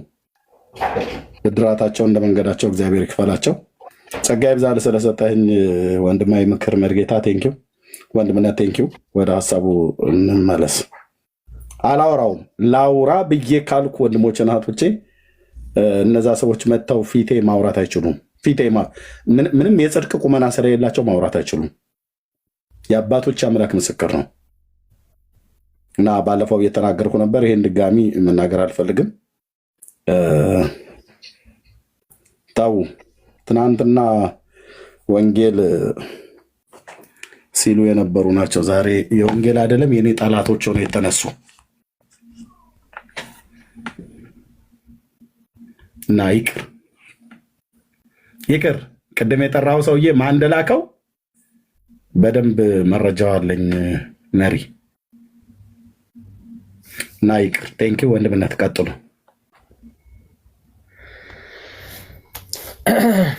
እሺ አዳነ እሺ፣ ሰላም እንዴት ነህ?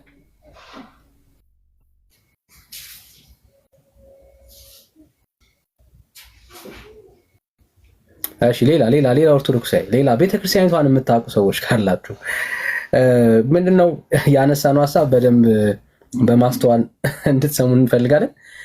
የምትጸልዩትን ጸሎት ታውቁታላችሁ ወይ? ማለት ቤተክርስቲያኒቷ ውስጥ አሚን የምትሉትን ያንን ጸሎት ታውቁታላችሁ ወይ? አንዳንዶቹ ኦፍኮርስ ቋንቋ ይጠይቃሉ። እንግዲህ አማርኛ ወይ ደግሞ እናንተ በምታውቁት ቋንቋ የተጻፈ አይደለም። አንዳንድ ጽሁፎች በምትሰሟቸው አይደለም። ግን የምትሰሙትን ራሱ በደንብ ታስተውላላችሁ ወይ? ኦኬ ጸሎቶቹ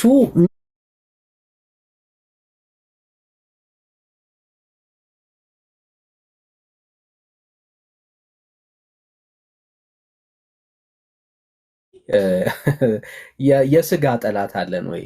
በስጋ ደረጃ እንደዚህ በክፋት የምንመኝለት የዛን ሰው ሞት፣ ስቃይ ምናምን የምንመኝለት ሰው አለ?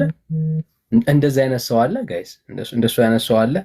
እሱን ነው እየጠየቅን ያለ ነው። ምክንያቱም ቤተክርስቲያኒቷ ውስጥ የሚገራረሙ ጸሎቶች አሉና ምናልባት እናነሳችኋለን ካላችሁ እንድናወራ ማለት ነው። እሺ ሰላም ግሪን፣ ጤና ይስጥልኝ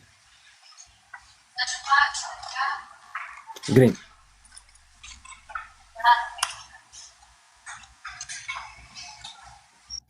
እሺ ኦርቶዶክሳውያን ካላችሁ መግባት ትችላላችሁ። እስቲ ምናልባት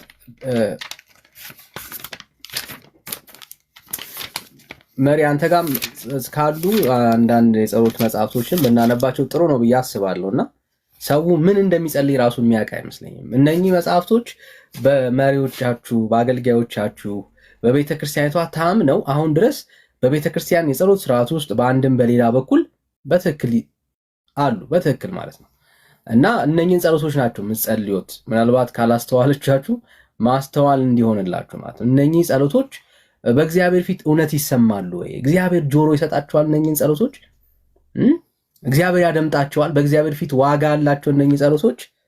እንደ እግዚአብሔር ቃል ከሆነ በተለይ ለአዲስ ኪዳን አማኝ እነዚህ አይነት ጸሎቶች በእግዚአብሔር ፊት ክሬዲት ያላቸው አይደለም። እንኳን አይደለም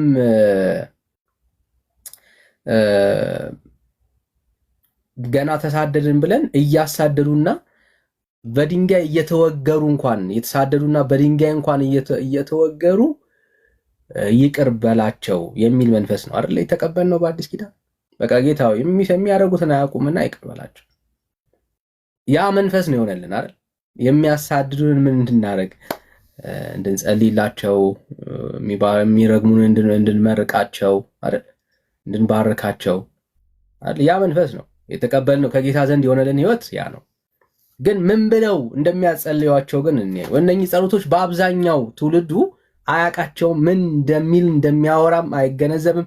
ቢገነዘብም ከእግዚአብሔር ቃል አንጻር በዚህ በተመዘነ የህይወት መጽሐፍ ቅዱሳዊ በሆነ ሚዛናዊ እይታ አያዩዋቸው።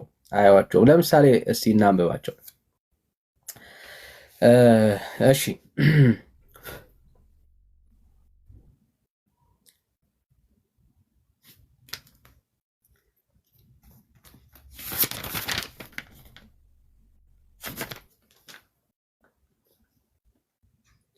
የሚመርቁኝ መሪ ልከፍት ልታሳየ ነው። እሺ ኦኬ፣ ባይብልን የከፈትከው? እሺ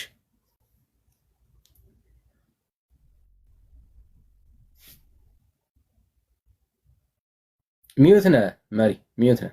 ያወራ ከሆነ ይሄ መዝገበ ጸሎት ነው።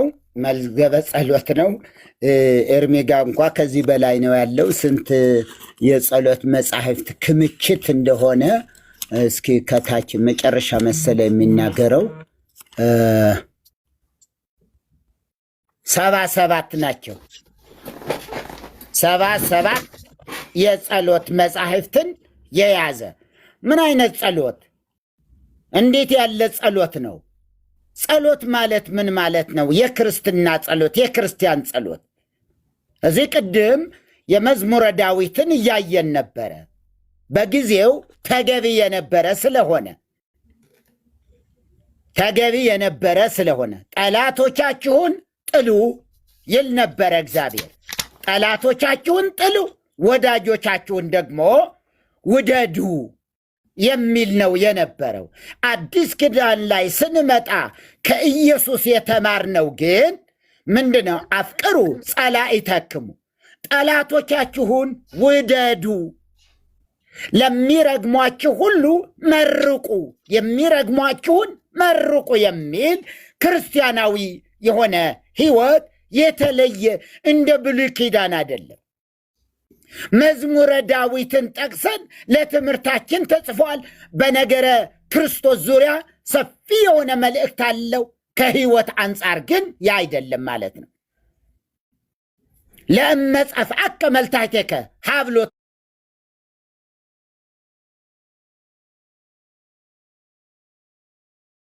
ርለት የሚል ኪዳን ላይ ገብተን ገና ወደኋላ መሄድ ተገቢነት የለውም እና በዚህ 77 የጸሎት መጽሐፍ ኤርሚ እንዲያውም 90 ምናምን ነው ያለው እና እዚህ ጋር ምን ይላል? ይሄ የምታዩት ዘዘወትር ሰይፈ ሥላሴ ነው። ሰይፈ ሥላሴ በገዳማት ባሉ መነኮሳት በጣም የታወቀ በጣም የሚወደድ ጸሎት ነው፣ ሰይፈ ሥላሴና ሰይፈ መለኮት። ስለዚህ ምን ይላል? ቁጥር 7 ላይ 6 ላይ አብ ወልድ መንፈስ ቅዱስ ሆይ ኃያሉ ስማችሁ የሚጋፉኝን ይገፋቸው ዘንድ የሚቃወሙኝንም እንዲቃወማቸውና ፈርዖንን በነቢዩ በሙሴ ምክንያት እንዳሰጠመው ያሰጥማቸው ዘንድ በእናንተ እማጸናለሁ። አልፎ አልፎ ነው የሚሄደው። ጠላቶቼ የሆኑ ሁሉ በመለኮታዊ ሰይፍ ይጨፍጨፉ። የሚገርም ይሄ ነው ጸሎት። ይሄ ጸሎት ነው። አሁን ይሄ ወደ እግዚአብሔር የሚደርስ ነው። ይሄ ክርስቲያን የተባለ የሚጸልየው ጸሎት ነው። ይሄ የክርስትና ሕይወት እንዲህ ይፈቅዳል? አይፈቅድም። ግን ዝም እየልበለው ጠላቶቼ የሆኑ ሁሉ በመለኮታዊ ሰይፍ ምን ይበሉ? ይጨፍጨፉ። ነበልባላዊ በሚሆን ቃላችሁ ስልጣናችሁ ይንደዱ፣ ይቃጠሉ፣ በሲኦል የጨለማ አዘቅት ውስጥ ይዝቀጡ ወይም ይስጠሙ። ሐዘን ከላያቸው አይራቅ፣ ትካዜም ከልባቸው አይጥፋ። ይሄ ነው ጸሎት። ይሄ ነው ኦርቶዶክሳዊ ጸሎት። ሰይፈ ሥላሴን የሚቃወም ማንም የለም። ልቀጥል። ጠላቶቼ እኔ ከምድረ ገጽ ላይ እንድጠፋ በፈለጉ ጊዜ እነሱን ራሳቸውን እንደ ቃየልና ይሁዳ በዱርና በገደል በታትኗቸውና ሲቅበዘበዙ ይኑሩ። አዳምና ሔዋን ከገነት በመውጣታቸው እንዳለቀሱ ጠላቶቼንም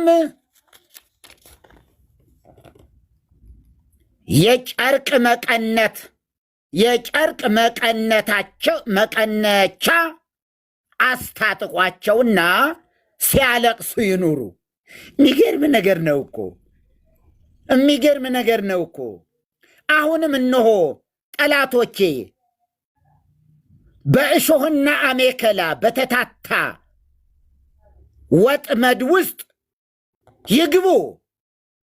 ልዩ ሦስት አብ ወልድ ወመንፈስ ቅዱስ ሆይ ለእኔ ለባሪያችሁ ፍጹም ይቅርታን ታደርጉልኝ ዘንድ እማጸናለሁ። ጠላቶቼ ግን በፊታቸው ከፍርሃት በስተቀር በፍጹም ደስታን አያግኙ። ወንጀለኞች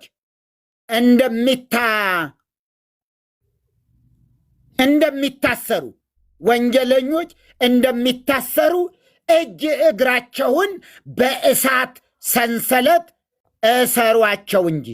ዳግመኛም ቀድሞ አዳም ከነ ልጆቹ በሲኦል ጨለማ እንደተከበበ እነሱንም የመከራ ጨለማ ይክበባቸው። የሚገርም ወገኖች፣ ይሄ ነው ጸሎት መጽሐፍ። ሙሉ ባነብላችሁ አንድ ሁለቱን ለአንብቤ ላቁም። ጠላቶቼን ይውላችሁ በውሾች ማደሪያ አሳድሯቸው፣ የምታስፈራዋን ያችን የእሳት ባህር አታሻግሯቸው። በእሳት ቀስት ወይም ፍላጻ ንደፏቸው። ልዩ ልዩ ደዌና መቅሰፍት ይታዘዝባቸው። የምህረት ዝናብ ወይም ጠል አይውረድላቸው። የሕይወት ቃል አትመልሱላቸው። ልዩ ሦስት አብ ወልድ ወመንፈስ ቅዱስ ሆይ ጽንዕት በሆነች መለኮታዊ እጃችሁ ትባርኩኝና መላእክትም ሁሉ በክንፋቸው በእኔ ላይ ይረቡ ዘንድ እማጸናለሁ። እንዲህ እያለ ይሄዳል። ይሄ ነው ጸሎት። በጣም ብዙ አለ እንደዚህ ባለ ነገር ላይ ይሄ ነው ጸሎት እየተባለ ያለና ያሳፍራል። ብቻ ይሄን መቀበል እንዴት አሳፋሪ እንደሆነ ይህም በዚህ ምክንያት ነው የህዝባችን መቅበዝበዝ፣ የህዝባችን ደዌ ብዛት ከዚህ የተነሳ ነው። ረጋሚ እያወቀም ሳያውቅም እንዲህ እያለ ይረግማል። ጎረቤቱ ይገነደሳል፣ ጎረቤቱ ይቅበዘበዛል፣ የጎረቤቱ ልጆች ይቅበዘበዛሉ፣ ይሰደዳሉ። አያችሁ፣ እሳት ይምጣባቸው፣ እሳት ይውደቅባቸው ሲባል እስካስቡት። እንደዚህ አይነት ክርስትና ከየት ነው የመጣው? ከየትኛው መጽሐፍ፣ ከየትኛው ሐዋርያ፣ የየትኛው አባት ነው እንዲህ ብሎ ያስተማረ? ጳውሎስ ነው ወይስ ጴጥሮስ? የትኛው ሐዋርያ ነው ጠላቶቻችሁን እንደዚህ እያላችሁ ርገሙ ያለ? ከጌታ የተማረ ሐዋርያ፣ ከጌታ የተማረ አባት ይህንን አይልም። ይልቁንም መንፈስ ቅዱስን የሚሰማ ይልቁንም በመንፈስ ቅዱስ የሚመራ ሰው ጸሎቱ በራሱ በመንፈስ ቅዱስ ነው። አዲስ ኪዳን መጽሐፍ በማንበብም አይደለም፣ በመጽሐፍ አንብቦ በመጨረስም አይደለም። ይህ በራሱ አንዱ ሌላው ዝም ብሎ ሰዎች ከዓይናቸው ወደ ልባቸው እንኳ እንዳይገቡ የሚያደርግ ነው። ይሁዳ ምዕራፍ 1 ቁጥር 20 ላይ ምን ይላል? ምዕራፍ 1 ነው ያለው ቁጥር 20 በመንፈስ ቅዱስም እየጸለያችሁ። ከመንፈስ ቅዱስ የራቁ ሰዎች ናቸው ወደዚህ የሚንበረከኩ ለማለት ነውና ጌታ ይባርካችሁ። ማስተዋልን ለሕዝባችን ይስጥልን።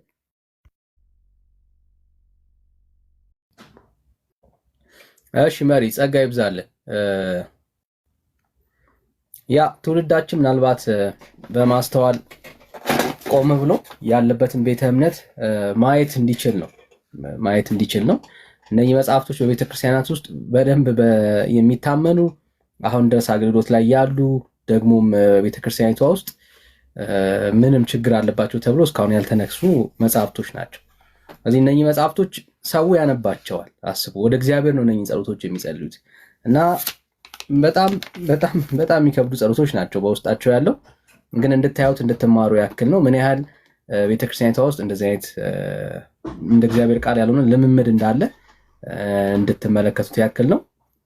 ኦርቶዶክሳውያን ካላችሁ ግን መግባት ትችላላችሁ። ባይዘው አንድ ቁጥር ጻፉልን። ትክክል ነው፣ ቤተክርስቲያናችን አልተሳሳተችም፣ እነኚህ ጸሎቶች እንደ እግዚአብሔር ቃል ናቸው የሚል ኦርቶዶክሳዊ ካለ ማስገባት ማውራት እንችላለን። እሺ ላንብብላችሁ፣ ልቀጥል።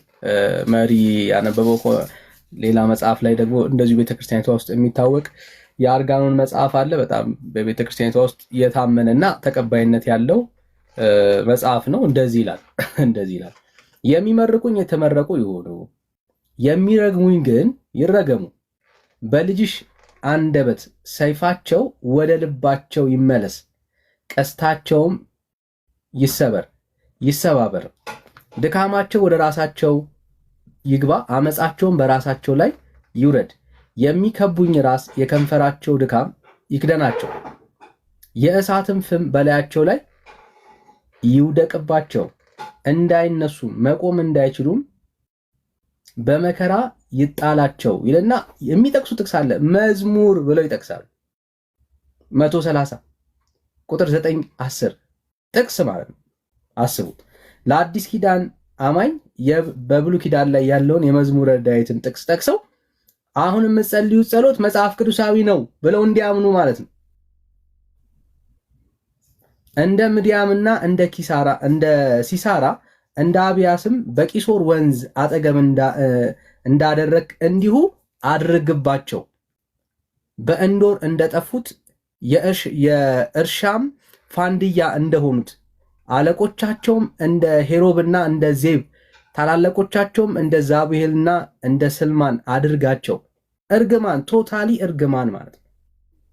ስለ ሰይጣን አለም ባይዘው ይሄ ጸሎት የሚጸልየው ጠላት ብለው ስለሚያስቡት ሰው ማለት ነው። ጠላት ተብሎ ስለሚታሰበው ሰው ነው። ስለ መንፈሳዊ ጉዳይ አለም እየተወራ ያለው፣ ስለ ሰይጣን ምናምን አለም እየተወራ ያለው። ምንም በቃ ሊተራሊ ጠላት ተብሎ ስለተነገረው ስለዛ ሰው ነው እየተወራ ያለው። አውዱ መደም አሳያቸዋለሁ እንደዛ እንደሆነ። የእግዚአብሔር ማደሪያን እንወርሳለን እንዳሉት አምላኬ እንደ ትቢያ በነፋስም ፊት እንደ ገለባ አድርጋቸው። በዱርም እንደሚቃጠል እሳት ተራሮችንም እንደሚያነድ ነበልባል እንዲሁም በአውሎ ነፋስህ አሳዳቸው። በቁጣህም አስደንግጣቸው። ፊታቸውንም አፍረት ጉስቁልና ሙላው። አቤቱ ስምህን ያውቁ ዘንድ ይፈሩም ዘንድ ለዘላለም ይታወቁ ይገስጹ ዘንድ ይጥፉ ይልና መዝሙር ብሎ የመጽሐፍ ቅዱስ ጥቅስ ጠቅሳል። እንዴት ህዝቡን ከእግዚአብሔር ሐሳብና ከእግዚአብሔር ፈቃድ እንደሚያርቁ አስቡ። ጥቅስ ይጠቅሳሉ። መዝሙር 130 84 እያሉ ጥቅስ ይጠቅሳሉ። የሚጸልየው ምንም የማያውቀው ህዝብ በቃ ይሄማ መጽሐፍ ቅዱስ ላይ ጥቅስ አለ አይደል እንዴ ይላል። ከዛስ ጎረቤቱ ጋር በሆነ ነገር ቢጣላ እንደ ጠላት ያየውና ለዛ ለጎረቤት ሲጸልይ ይኖራል ማለት ነው። ያንን ጎረቤቱን ወይ ጓደኛውን ወይ ወዳጁን ሲረግም ይኖራል። አስባችሁታል? ሲረግም ይኖራል። ማዕዳቸው በፊታቸው ወጥመድ ትሁንባቸው፣ ደህንነታቸውም አሸክላ፣ አይኖቻቸውንም እንዳያዩ ይጨልሙ። አይኖቻቸው ይታወር ማለት ይጨልሙ። ወገባቸውም ሁልጊዜ ይናወጥ፣ በላያቸውም ላይም መዓትን አፍስስ፣ የቁጣህም ትኩሳት የያዛቸው። አገራቸውም ምድረ በዳ ትሁን። ስለ ሰው ነው እያወራ ያለው። ምድረ በዳ ትሁን፣ በቤታቸው የሚኖር አይገኝ። ስለ ሰው ነው እያወራ ያለው። በቤታቸው የሚገኝ አይኑር። ከተሞቻቸውም በእሳት ይቃጠሉ፣ በኃጢአታቸውም ላይ ኃጢአትን ምን አድርግባቸው? ጨምርባቸው። ወደ ጽድቅህም አይግቡ፣ ከሕያዋን መጽሐፍ ይደምሰሱ፣ ከጻድቃን ጋር አይጻፉ ይልና እንዳትረሱ መዝሙር ብሎ ይጠቅሳል። ይሄንን የእርግማን ቃል ለጠላት ብለው ሰጥተው ከጨረሱ በኋላ ህዝቡ እንኳን እንደው በንስሐ ልብ እንዳይመለስ ጥፋቱን በጥቅስ ያስደግፉለታል። አስተውላችኋል? እንደ እግዚአብሔር ያልሆነውን ይሄንን ጸሎቱን ጥቅስ ይጠቅሱለታል። ምንም የማይገ